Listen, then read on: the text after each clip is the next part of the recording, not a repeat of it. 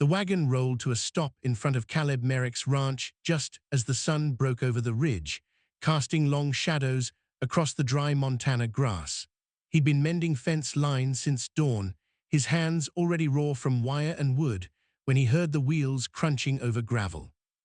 3 figures sat huddled in the wagon bed. A woman, maybe 30, with a face weathered beyond her years.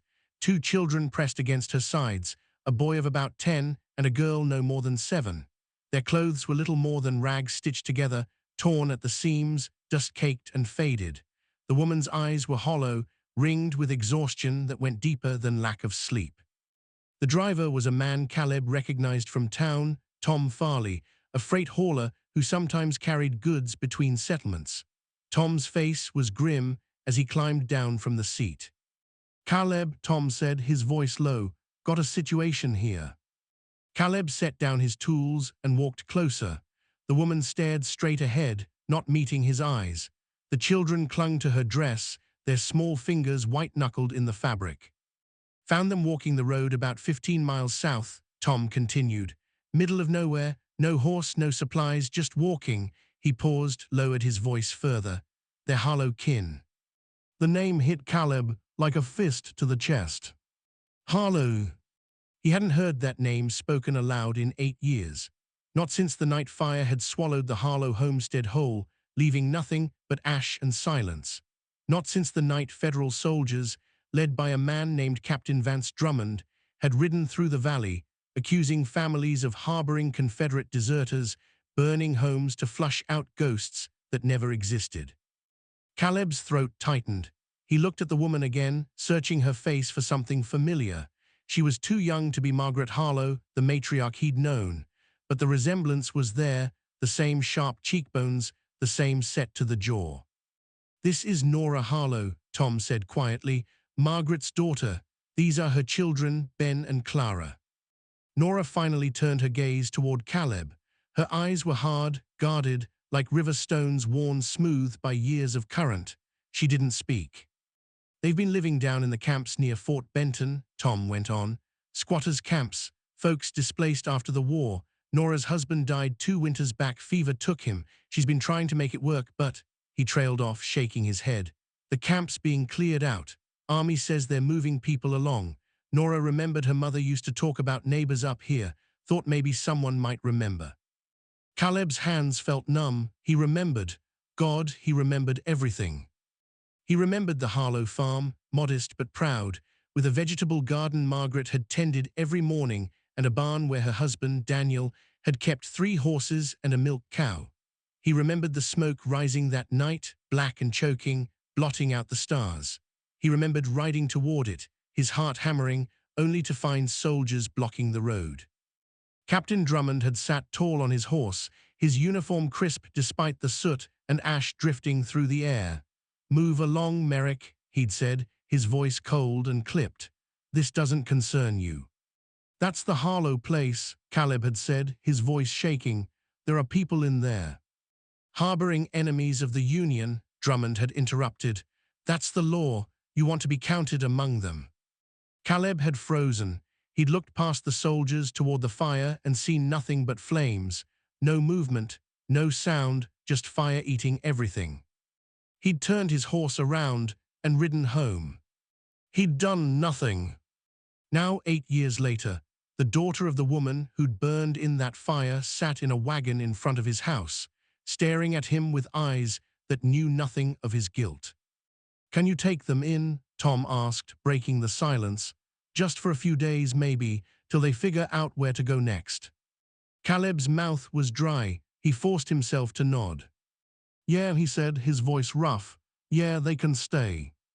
Nora's expression didn't change. She didn't look relieved or grateful. She just looked tired.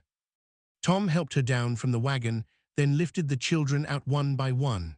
The boy, Ben, stood close to his mother, his eyes darting around the ranch with a mix of curiosity and wariness. The girl, Clara, clutched a small bundle, a doll made from scrap cloth, its face barely visible under layers of dirt. "Thank you, Tom," Nora said quietly. Her voice was steady, controlled. "For the ride." Tom nodded, tipped his hat to Caleb, and climbed back onto the wagon. Good luck, he muttered, then snapped the reins and rolled away, leaving the three of them standing in the dust. Caleb looked at Nora. She looked back. I don't need charity, she said flatly.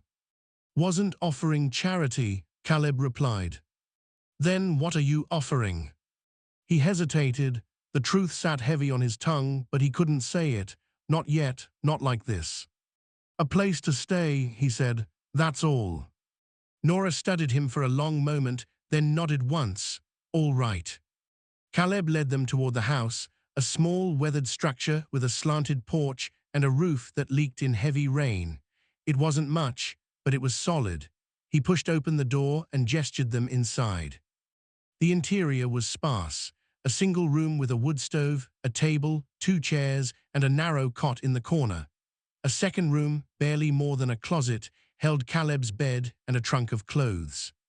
You and the kids can take the main room, Caleb said.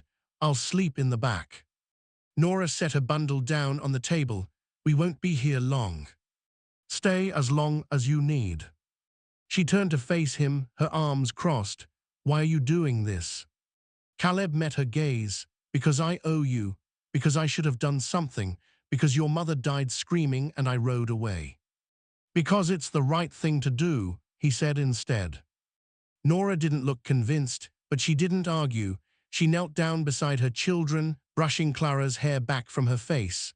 We'll be good, she told them softly. We'll be quiet and good. Ben nodded solemnly. Clara just stared at the floor. Caleb stepped back toward the door. I'll bring in some water. There's beans and cornbread from last night if you're hungry. We are fine, Nora said, though her voice wavered just slightly. Caleb left them there and walked back outside. The sun was climbing higher now, warming the dry earth. He stood on the porch, his hands gripping the railing, his chest tight. He'd thought the past was buried. He'd thought he could outrun it, bury it under years of work and silence. But the past didn't stay buried. It came back in the form of a woman and 2 children who had no idea what he'd done or failed to do. And now they were standing in his home, breathing the same air, trusting him with their survival. Caleb closed his eyes and exhaled slowly. He couldn't change what had happened 8 years ago. But maybe, just maybe, he could do something now. The first 2 days passed in careful silence. Nora kept the children close, speaking only when necessary. She cleaned the house without being asked, scrubbing floors and wiping dust from shelves with a quiet efficiency that made Caleb uneasy. It felt like she was trying to earn her keep, to prove she wasn't a burden. Caleb gave them space. He worked the land, mended fences, tended the horses. At meals, he set out food and ate quickly, excusing himself before the silence grew too heavy. On the 3rd morning, he found Nora outside, kneeling by the small vegetable patch behind the house. Her hands were in the dirt, pulling weeds with practiced care. Caleb approached slowly. You don't have to do that. I know, Nora said without looking up, but I'm not going to sit idle while you work. It's not much of a garden, Caleb admitted. I'm better with livestock than plants. Nora glanced at him briefly, then returned her attention to the soil. My mother used to say the same thing about my father. She was the one who kept things growing. Caleb's chest tightened. Your mother, she was good at it. Nora's hands stilled. She looked up at him, her eyes narrowing. You knew her. Caleb nodded slowly. Yeah, I knew Margaret. How old? We were neighbors, years ago. He paused, choosing his words carefully. Before what happened. Nora stood, brushing dirt from her hands. Her expression was unreadable. You knew about the fire. It wasn't a question. I knew, Caleb said quietly. Then you know what they did. Her voice was flat, but there was an edge beneath it, sharp and cold. You know they burned her alive. Caleb felt the words like a blade. I know. And you didn't do anything. The accusation hung in the air between them. Caleb looked away toward the horizon. No, I didn't. Why? He forced himself to meet her eyes. Because I was a coward. Nora stared at him, her jaw tight. Do you know what it's like to grow up knowing your mother died because people stood by and did nothing? No, Caleb said, I don't. Then don't pretend you understand. I'm not pretending, his voice cracked. I was there, Nora. I rode toward the fire. I saw the smoke. I saw the soldiers blocking the road. He swallowed hard. Captain Drummond told me to turn around, said it wasn't my business, and I did. I turned around and rode home. Nora's expression didn't soften. You left her. I did. And now you think letting us stay here makes up for it. No, Caleb shook his head. Nothing makes up for it, but I'm trying to do something now. That's all I've got. Nora turned away from him, her shoulders tense. For a long moment she said nothing. Then, quietly, she used to talk about you. Caleb blinked. What? My mother, before the war, she used to say you were one of the good ones, said you helped them with the barn raising, said you brought them a side of beef when my father broke his leg. Nora's voice wavered. She trusted you. The words cut deeper than any blade. I'm sorry, Caleb said, his voice raw. I'm so goddamn sorry, Nora. She didn't respond. She just stood there, staring at the dirt. Inside the house, Clara began to cry, a high, thin sound that drifted through the open window. Nora's head snapped up, and she moved quickly toward the door. Caleb followed. Inside, Clara was sitting on the floor, her little doll clutched to her chest. Ben knelt beside her, trying to soothe her, but the girl was inconsolable. What happened? Nora asked, kneeling down. She ripped it, Ben said, pointing to the doll. One of its arms had torn loose, hanging by a thread. Clara sobbed harder, her small body shaking. Nora took the doll gently, examining the damage. It's all right, sweetheart, we can fix it. Can you? Clara's voice was small, desperate. I'll try. Caleb stepped forward. I've got a sewing kit in the trunk. Nora looked up at him, surprise flickering across her face. You sew. Enough to patch clothes. He retrieved the kit and handed it to her. Nora worked quickly, her fingers steady as she stitched the doll's arm back into place. Clara watched, her tears slowing, her breathing evening out. When Nora finished, she handed the doll back. There, good as new. Clara hugged the doll tightly, then looked up at Caleb. Thank you, she whispered. Caleb crouched down to her level. You're welcome, Clara. The girl smiled, just a small, fleeting thing, but it was there. Nora stood, wiping her hands on her skirt. Her expression was softer now, though still guarded. Thank you, she said quietly. It's nothing. It's not nothing, she hesitated, then added, we'll stay a few more days, if that's all right.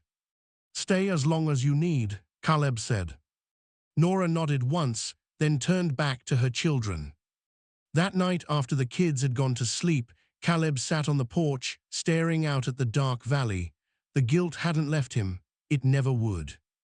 But for the first time in 8 years, he felt like maybe, just maybe, he could carry it. The rider came on the 5th day. Caleb was splitting wood behind the house when he heard the hoofbeats, slow, deliberate, the sound of someone who wasn't in a hurry because they didn't need to be. He set down the axe and walked around to the front of the house, wiping sweat from his brow. A man sat tall in the saddle, his uniform faded but unmistakable, Union blue, though the war had been over for more than a decade. His face was lean and hard, his eyes pale and cold. A badge glinted on his chest. Caleb's blood ran cold. Captain Vance Drummond. Except he wasn't a captain anymore. The badge read Marshal. Drummond dismounted slowly, his gaze sweeping over the ranch with the casual arrogance of a man who knew he held all the power. His hand rested on the butt of his revolver. Merrick, Drummond said, his voice flat. Been a long time. Not long enough, Caleb replied. Drummond smiled, a thin, humorless thing. Still holding a grudge, I see. What do you want? Heard you've got some guests. Drummond's eyes flicked toward the house. Woman and 2 kids, Harlow kin. Caleb's jaw tightened. They're just passing through. That's so. Drummond took a step closer. Funny thing, There's a camp down near Fort Benton that just got cleared out. Army's orders. We've been tracking down the ones who didn't report for relocation." He paused, letting the words sink in. Nora Harlow was on that list. "She's not doing anything wrong." "That's not for you to decide." Drummond's voice hardened. "She was told to relocate. She didn't. That makes her a fugitive." "She's a woman with 2 children trying to survive," Caleb shot back. "That's not a crime." "Law's the law, Merrick." Drummond's hand tightened on his gun. "Now you can bring her out, or I can go in and get her. Your choice." Caleb stepped between Drummond and the house. "She's not going anywhere." Drummond's eyes narrowed. "You willing to die for her?" "If that's what it takes." For a long moment, the 2 men stood facing each other, the tension thick enough to choke on. Then the door to the house opened. Nora stepped out onto the porch, her face pale but her expression calm. Ben and Clara clung to her sides, their eyes wide with fear. "It's all right, Caleb," Nora said quietly. "I'll go." "No," Caleb said firmly, "you won't. I'm not letting you get yourself killed for me. And I'm not letting him take you." Drummond laughed, a low, ugly sound. "Touching, really, but this isn't a negotiation." He drew his revolver, leveling it at Caleb. "Step aside." Caleb didn't move. Drummond cocked the hammer. "Last chance." Before anyone could speak, the sound of hooves echoed from the road. Multiple horses this time, moving fast. Drummond turned, his gun still raised. A group of riders crested the hill, 5 men, all of them familiar faces from town. At the front was Sam Garrett, an old ranch hand who'd worked these valleys for 40 years. Beside him rode Jacob Lowe, a blacksmith. And 3 others Caleb recognized from the general store. Sam reined in his horse and looked at Drummond, his expression hard. "Problem here, Marshal." Drummond's jaw tightened. "This doesn't concern you." "I think it does," Sam said evenly. "Caleb's a good man, known him since he was a boy. If he says this woman's done nothing wrong, I believe him." "She's a fugitive," Drummond snapped. "She's a mother trying to keep her kids alive," Jacob said. "That's not a crime in my book." Drummond looked around at the men, his face flushing with anger. "You're interfering with the law." "Maybe," Sam said. "Or maybe we're just making sure the law doesn't forget what decency looks like." The other men murmured their agreement. Drummond's hand shook on his gun. He looked at Caleb, then at Nora, then back at the men surrounding him. Finally, he lowered the revolver. "This isn't over," he said, his voice low and venomous. "I'll be back, and next time you won't have a crowd to hide behind." He mounted his horse and rode off, disappearing down the road in a cloud of dust. The men stayed until he was out of sight, then turned to Caleb. "You all right?" Sam asked. Caleb nodded, his heart still pounding. "Thanks, I owe you." "Don't mention it." Sam tipped his hat to Nora. "Ma'am, you need anything, you let us know." Nora's eyes were wet, but she managed a nod. "Thank you." The men rode off, leaving Caleb and Nora standing in the yard. Nora looked at him, her voice shaking. "He'll come back." "I know," Caleb said. "Why are you doing this?" Caleb met her gaze. "Because it's the right thing to do." "That's not enough of a reason to die." "Maybe not," Caleb said quietly, "but it's the only one I've got." "So let me ask you something. If you were standing in Caleb's boots right now, would you have stepped aside? Would you have let the law take Nora, even knowing what that law had already done to her family? Or would you have stood your ground no matter the cost? Think about that. Pour yourself a cup of tea, take a breath, and really sit with it. Because this is the moment that defines everything. If you're still with me, tap subscribe so you don't miss how this plays out. Tell me in the comments what time it is where you are right now. I'd love to know where you're listening from. That night, after the children had fallen asleep, Nora sat at the table, her hands wrapped around a cup of coffee that had long since gone cold. Caleb sat across from her, the lamplight casting deep shadows across his face. "You should have let him take me," Nora said quietly. "No. He'll come back," and next time he won't come alone. Then we'll deal with it. Nora looked at him, her eyes red-rimmed. Why are you doing this? You owe me nothing. You said it yourself, you weren't there. You didn't help my mother, so why now? Caleb exhaled slowly. Because I have to live with what I didn't do. Every single day I wake up and I remember that night. I remember the fire. I remember riding away. He paused, his voice breaking. I can't change that, but I can change what I do now. Nora's lip trembled. You think that makes up for it? No, Caleb said, but it's all I've got. For a long moment, they sat in silence. Then Nora spoke, her voice barely above a whisper. She screamed. Caleb looked up.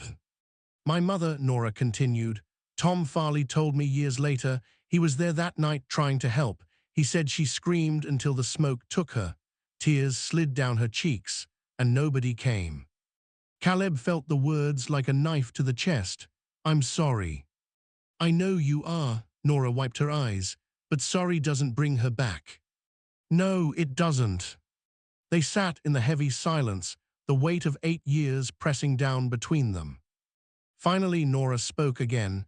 My mother used to tell me stories about the neighbors, the people she trusted. She talked about you. She looked at Caleb, her gaze steady. She said you were kind, that you helped people. I wasn't kind enough, Caleb said bitterly. Maybe not, Nora paused, but you're trying now, and I guess that counts for something. Caleb swallowed hard. I'll keep you safe, you and the kids, whatever it takes. Nora nodded slowly. I believe you. The next morning, Caleb woke to the sound of voices outside. He pulled on his boots and stepped onto the porch to find Ben standing by the fence, watching the horses. Morning, Caleb said. Ben turned, startled. Sorry, I didn't mean to. It's all right, Caleb walked over to join him. You like horses? Ben nodded. My pa used to work with them before he died. Caleb leaned against the fence. What was his name? James Harlow. Good name. Ben looked up at him. Do you think we'll be okay? Caleb crouched down to the boy's level. Yeah, I do. Ma says the marshal's going to come back. He might, Caleb admitted, but he's not going to take you, I promise. Ben studied him for a moment, then nodded. Okay. They stood together in the quiet morning. NG, watching the horses graze. Later that day, Nora found Caleb in the barn, repairing a saddle. She stood in the doorway, hesitating. Need something? Caleb asked. I just wanted to say thank you, Nora said, for everything. Caleb set down his tools. You don't have to thank me. Yes, I do. She stepped closer. You didn't have to take us in. You didn't have to stand up to Drummond, but you did. Her voice softened. Why? Caleb looked at her. Because you're family. Nora blinked. What? Your mother was a good woman, Caleb said. She and your father were good people, and when they needed help, I wasn't there. He paused. But you're here now, and I'm not going to make the same mistake twice. Nora's eyes filled with tears. We're not your family. Maybe not by blood, Caleb said, but that doesn't mean you're not family. Nora wiped her eyes, then nodded. Thank you. Caleb smiled faintly. You're welcome. That evening, as the sun dipped below the horizon, Nora and the children sat on the porch with Caleb. Clara played with her doll. Ben whittled a stick with a small knife Caleb had given him, and Nora watched the sky change colors. For the first time in years, she felt something close to peace. But in the distance, beyond the ridge, the shadow of Drummond's threat still lingered. Drummond returned 4 days later. This time he brought 6 men with him, hired guns, by the look of them, rough and hard-eyed. They rode in just after noon, spreading out in a loose line across the front of Caleb's property. Caleb stepped out onto the porch, his rifle in hand. Nora stayed inside with the children, watching through the window. Drummond dismounted slowly, his eyes cold. Last chance, Merrick. Hand her over or we take her by force. No, Caleb said simply. Drummond sighed. Then you're a dead man.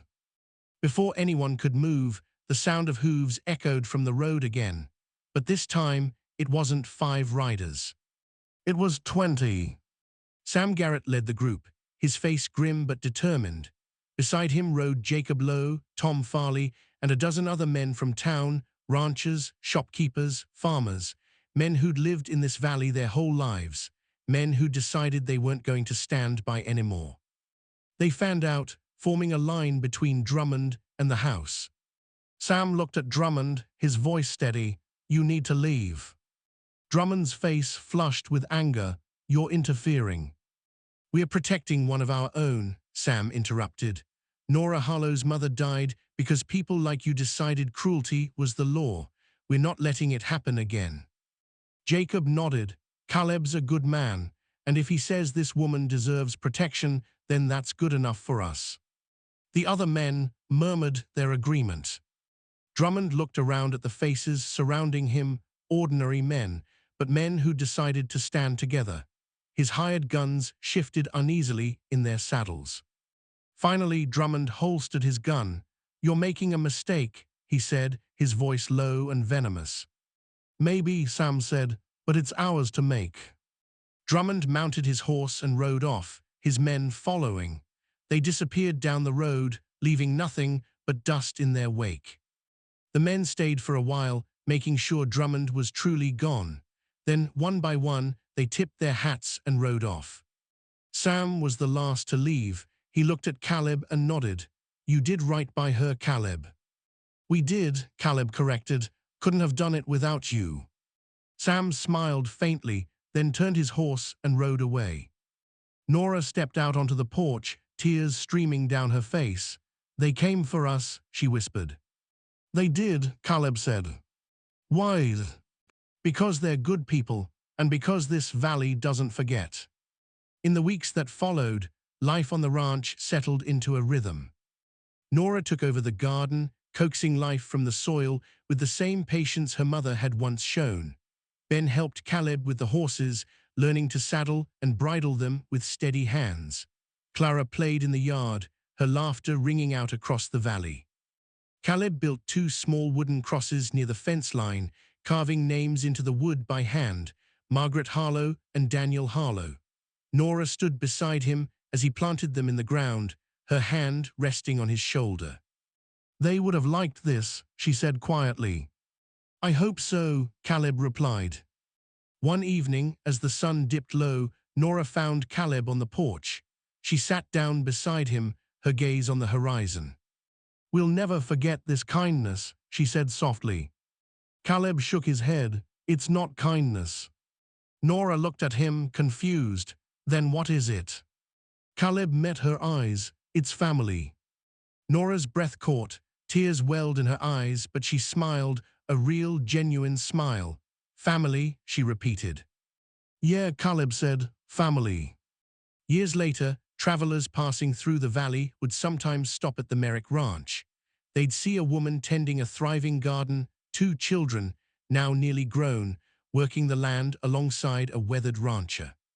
And if they ask Ed, they'd hear the story of how a man who'd once failed to act had found redemption in doing the right thing, how a community had stood together against cruelty, how a family had been built not from blood, but from the choice to care.